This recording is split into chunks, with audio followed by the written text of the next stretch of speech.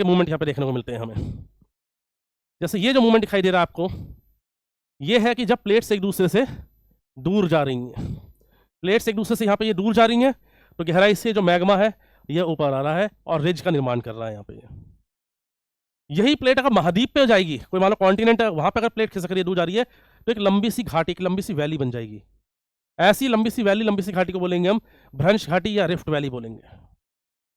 दूसरा एग्जांपल यहां पे लेंगे प्लेट्स का हम। यहां पे दो प्लेट्स क्या है, आपस में कोलाइड कर रही हैं। दो प्लेट्स यहाँ पे क्या हो रहा है, कोलिजन हो रहा है, टकराव हो रहा है। एक ये प्लेट है, एक दूसरी प्लेट है। जो प्लेट भारी होगी वो नीचे डूब जाएगी, जो प्लेट हैवी होगी क्या होगी, नीचे सबडक्ट हो जाएगी। तो जैसे ये ओशियनिक प्लेट है और ये कॉन्टिनेंटल प्लेट है, ये थोड़ी देर वेट कर सकते थे तुम इसके लिए। ये ओशियनिक प्लेट है और ये कॉन्टिनेंटल प्लेट है। तो कॉन्टिनेंटल प्लेट हमेशा ध्यान रखना, ऐसा नहीं कि कॉन्टिनेंट के एकदम किनारे से शुरू होगी, उसका एक हिस्सा पानी में डूबा रहा, अभी दिखाया था मैंने शेल्फ और स्लोप वाला पार्ट। तो इसका हिस्सा पानी में डूबा है इस कॉन्टिनेंटल प्लेट का यहाँ तक, और ये प्लेट यहाँ पे डूब रही है इधर ऐसे।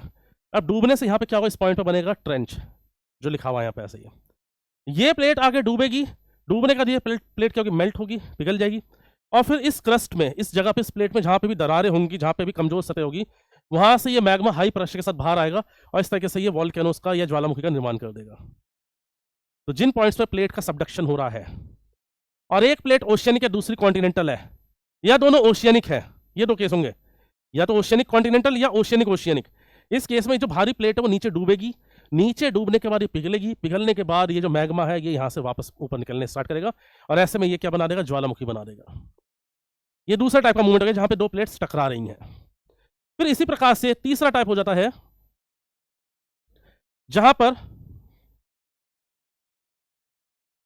हम देख रहे हैं कि ओशियनिक प्लेट टकरा रही हैं, ठीक है ना। पहले देखा था कि ओशियनिक और कॉन्टिनेंटल प्लेट टकरा रही थी, अब यहां पे क्या हो रहा है, दोनों प्लेट्स ओशियनिक है, यानी दोनों सागर के तल के नीचे प्लेट है, लेकिन टकरा रही हैं। तो उनमें जो भारी होगी, जिसकी डेंसिटी ज्यादा होगी, वो नीचे डूबेगी। डूबने के बाद ये प्लेट जब नीचे डूबेगी तो यहाँ पे मैग्मा लगातार निकलेगा बाहर, और ये मैग्मा निकलते निकलते सूखते सूखते एक टाइम ऐसा आएगा कि जब ये सागर के जो तल है, सी लेवल है, ये सुपर एक्सपोज हो जाएगा, और एक्सपोज होकर ये बड़े बड़े द्वीप, बड़े बड़े आइलैंड ग्रुप्स बना देगा, बड़े बड़े द्वीप चाप यानी आर्किपेलागो बना देगा। आर्किपेलागो होते group of islands, Indonesia, Japan, Caribbean region, यहाँ सब पे क्या ग्रुप ऑफ आइलैंड्स देखने को मिलते हैं, द्वीप समूह देखने को मिलते हैं, इनको आर्किपेलागो या द्वीप चाप कहते हैं। ये कैसे बने, तो जो महासागरीय प्लेट के नीचे वो दोनों आपस में टकराई।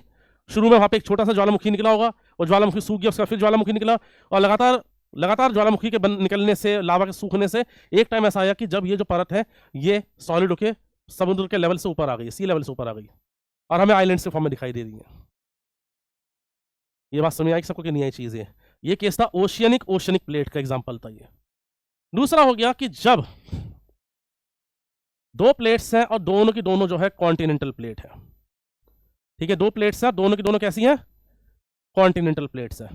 अब कॉन्टिनेंटल प्लेट्स के केस में क्या होगा, क्योंकि दोनों प्लेट्स की डेंसिटी बराबर है, ठीक है ना, दोनों प्लेट्स की डेंसिटी बराबर है, तो ऐसी कंडीशन में क्या होगा कि जिस प्लेट की गति ज्यादा होगी, यानी जो प्लेट जितनी हाई वेलोसिटी के साथ आगे चल रही होगी, क्या होगा, ये दोनों प्लेट्स यहाँ पे कॉन्टिनेंटल है, दोनों प्लेट्स की डेंसिटी, इनकी चौड़ाई लगभग एक बराबर है। अब यहां पे कौन सी प्लेट नीचे डूबेगी यहां पे वो प्लेट नीचे डूबेगी जिसकी वेलोसिटी ज्यादा होगी, जिसकी स्पीड ज्यादा होगी। अब ये प्लेट की वेलोसिटी ज्यादा है, तो यहां पे क्या होगा, ये प्लेट इस प्लेट के नीचे सीधा सीधा आगे जाएगी। इसने एनिमेशन थोड़ी सी गलती करी है, यहाँ पे ये जो प्लेट है ये बेसिकली इसके इस तरह से समानांतर आगे चलेगी, ये जिसकी वजह से क्या होगा कि ये प्लेट बहुत गहराई तक पहुंचेगी नहीं, और दोनों प्लेट्स की चौड़ाई मिल जाएगी आपस में, तो इसको बोलते हैं क्रस्टल डबलिंग। क्या बोलते हैं इसको, क्रस्टल डबलिंग बोलते हैं। दोनों प्लेट्स, मतलब एक प्लेट थी लगभग 30-35 किलोमीटर मोटी, दूसरी लगभग उतनी थी, अब दोनों इसके पैरेलल चली गई हैं, एक ऊपर और एक इसके नीचे से गई है, तो दोनों की चौड़ाई मिलकर लगभग 70 किलोमीटर के आसपास। तो इतनी ऊंचाई तक, जो इतने ऊपर तक मैग्मा नहीं आ पाता है। तो ऐसे केस में क्या होगा, इस केस में फोल्डेड माउंटेन्स, मोड़दार पर्वत तो बनेंगे यहाँ पर, लेकिन इस केस में जो है यहाँ पर कहीं ज्वालामुखी देखने को नहीं मिलेगा आपको। ये केस है इंडिया का, जहाँ इंडिया में हम देखते हैं कि एक तरफ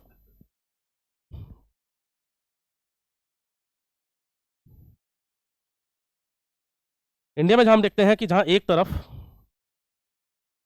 ये हमारी भारतीय प्लेट, इंडियन प्लेट, और ये इंडियन प्लेट सीधा यूरेशियाई प्लेट के साथ टक्कर लगा रही है, ठीक है ना, ये यूरेशियाई प्लेट जो है सीधा यूरेशिया प्लेट के साथ टक्कर लगा रही है। तो क्योंकि दोनों कॉन्टिनेंटल है, इसलिए आप देखोगे कि यहाँ पर क्या हुआ, यहाँ पे तैथिस सागर का मलबा था इनके बीच में, तो मलबा इन दो प्लेट्स के बीच में आने से क्या हुआ, कंप्रेस हुआ, संकुचित हुआ और वहां पे फोल्डेड माउंटेन्स बन गए। लेकिन इस एरिया में कहीं पे भी आपको ज्वालामुखी देखने को नहीं मिलेगा। किसी भी हिमालयी स्टेट में आपको ज्वालामुखी देखने को मिलता है? ज्वालामुखी कहाँ देखने को मिलेगा आपको? यहाँ मिलेगा देखने को, ये बैरन आइलैंड अंडमान के पास। और ये क्यों देखने को मिल रहा है? क्योंकि एक तरफ जो है यहाँ पे इसका ओशनिक भाग है, इधर भी ओशनिक भाग है, इसके डूबने से यहाँ पे ये आइलैंड बना है, जिसके हम देखते हैं कि यहाँ पर ये जो है वॉल्केनिक एक्टिविटीज होती दिखाई देती है हमें। ये सबको बात समझ में आई कि नहीं इस चीज़? ये तो इसलिए आप देखोगे कि ये वाला जो क्षेत्र है पूरा पूरा, जितनी ग्रीन जोन दिखाई दे रहा है ये वाला, ये वो रीजन है जहाँ पे सबसे ज़्यादा अर्थक्वेक आते हैं। इंडिया में कभी भी अर्थक्वेक आएगा आप सुनोगे काठमांडू एपिसेंटर था, या हिमाचल के किसी क्षेत्र में अर्थक्वेक आएगा वहाँ पे एपिसेंटर था, या जम्मू में कहीं पे, कश्मीर में कहीं पे एपिसेंटर था, क्योंकि ये वो पॉइंट है जहाँ पे प्लेट्स मिल रही हैं। ये बात समझ आ रही कि नहीं इसको चीज़? ये इसी तरीके से एक तीसरा टाइप का प्लेट का मूवमेंट होता है जिसको हम बोलते हैं स्लाइडिंग मूवमेंट। स्लाइडिंग मूवमेंट होता है, ये प्लेट्स पर स्लाइड कर रही हैं इस तरीके से। अब क्योंकि यहाँ पे प्लेट स्लाइड कर रही हैं, ना यहाँ पे ज्वालामुखी बन रहा है कोई खास, ना यहाँ पे कोई माउंटेन बन रहा है, तो लेकिन एनर्जी बहुत ज़्यादा है यहाँ पे। तो जब भी इस तरह से प्लेट स्लाइड करती हैं तो एनर्जी सिर्फ एक ही तरीके से निकलती है, वो है अर्थक्वेक, भूकंप। तो जब भी इस तरीके से प्लेट स्लाइड कर रही है, समझ लो कि सबसे शक्तिशाली अर्थक्वेक इस केस में आएगा। बाकी के भी मूवमेंट्स में अर्थक्वेक आएगा, इससे पहले वाले जो भी केस पड़े उसमें सब में अर्थक्वेक आएगा, लेकिन सबसे उच्च तीव्रता वाला, सबसे ज़्यादा पावरफुल जो अर्थक्वेक होगा वो इस केस में आएगा जब ये प्लेट एक दूसरे से स्लाइड हो रही होंगी। ये बात समझ